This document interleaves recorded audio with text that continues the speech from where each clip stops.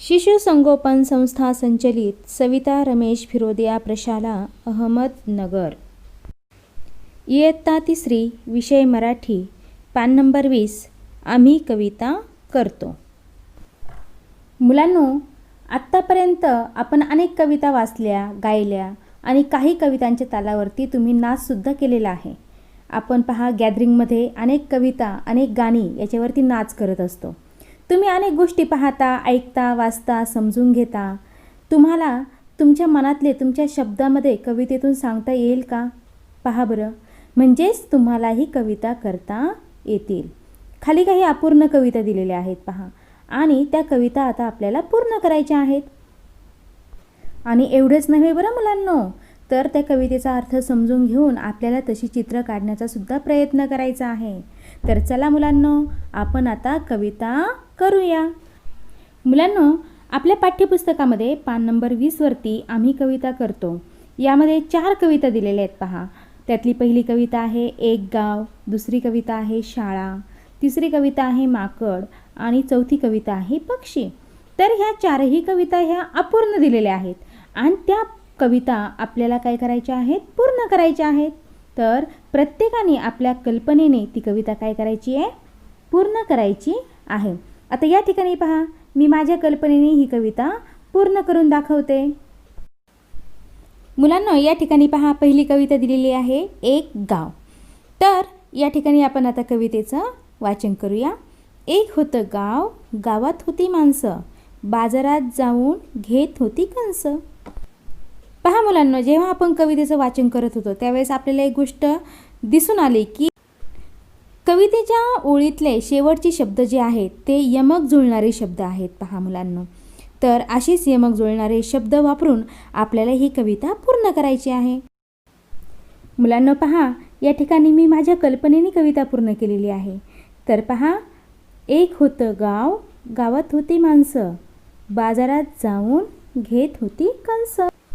कंस होती कोवळी, होती हिरवी पिवळी, चवीला होती छान, खाताना थोडं ठेवू भान। आवडली का मुलांनो कविता? तर यापेक्षाही सुंदर कविता ह्या तुम्ही बनवू शकता। पहा मुलांनो, फक्त कवितेच्या ओळीमध्ये शेवटी यमक जुळणारे शब्द आले पाहिजेत, म्हणजे आपली कविता ही ऐकायलाही छान वाटते। आता या ठिकाणीच पहा ना, कोवळी, पिवळी, छान, भान हे यमक जुळणारे शब्द या कवितेमध्ये आलेले आहेत। मुलांनो, आता ही कविता पहा, कवितेचं नाव आहे शाळा।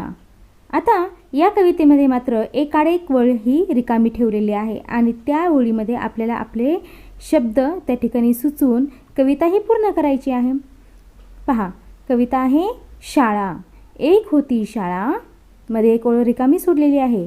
फळा होता काळा, एकदा गंमत झाली, शाळा बागेत आली। चला तर ही कविता आता आपण पूर्ण करूया। पहा मुलांनो, ही कविता आता, एक होती शाळा, आम्हाला लावते लळा, फळा होता काळा, दावी ज्ञानाचा झळा, एकदा गंमत झाली, फळा पडला खाली, शाळा बागेत आली, मुले खेळायला लागली।